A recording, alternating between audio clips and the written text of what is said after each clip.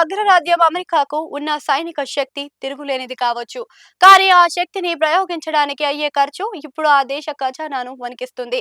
ఇరాన్‌తో జరుగుతున్న భీకర పోరాటంలో అమెరికా కేవలం మొదటి 6 రోజుల్లోనే $11.3 బిలియన్ల కంటే అంటే మన భారతీయ కరెన్సీలో సుమారు 1.4 లక్షల కోట్ల రూపాయలు ఖర్చు చేసినట్లుగా న్యూయార్క్ టైమ్స్ పత్రిక వెల్లడించింది. అమెరికా శాసన సభ్యుల్లో పెంటగాన్ ప్రతినిధులు నిర్వహించిన రహస్య సమావేశంలో ఈ విస్తుపోయిన లెక్కలను బయటపెట్టారు.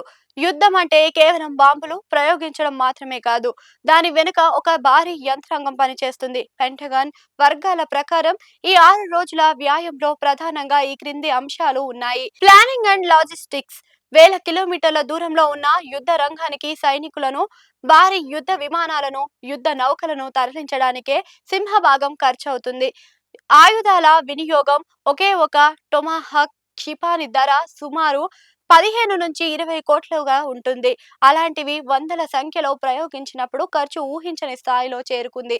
ఇంధనం, నిర్వహణ, విమాన వాహక నౌకలు, యుద్ధ విమానాలు, ఇంధన ఖర్చు, వాటిని నిరంతరం పని చేయించేందుకు అయ్యే మెయింటెనెన్స్ ఖర్చు రోజుకు కొన్ని వందల కోట్లలో ఉంటుంది.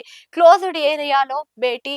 పెంటగాన్ అధికారులు చెప్పిన మరో భయంకరమైన విషయాలు ఏంటంటే ఈ 1,00,00,000 కేవలం ప్రారంభ వ్యాయం మాత్రమే. రాబోయే రోజుల్లో యుద్ధం తీవ్రమైన సైనికుల అదనపు తరలింపు, కొత్త రకం ఆయుధాల ప్రయోగం వల్ల ఈ ఖర్చు రెట్టింపు అయ్యే అవకాశం ఉంది.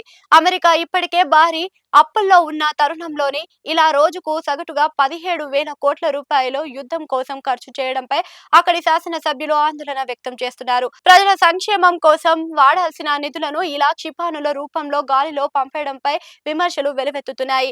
అమెరికాకు చేస్తున్న ఈ యుద్ధం వ్యాయం కేవలం ఆ దేశానికి పరిమితం కాదు. యుద్ధం వల్ల చమురు సరఫరా దెబ్బతినడం, డాలర్ల విలువలో అస్థిరత ఏర్పడడం వల్ల భారత్ వంటి దేశాలపై కూడా దీని ప్రభావం పడుతుంది.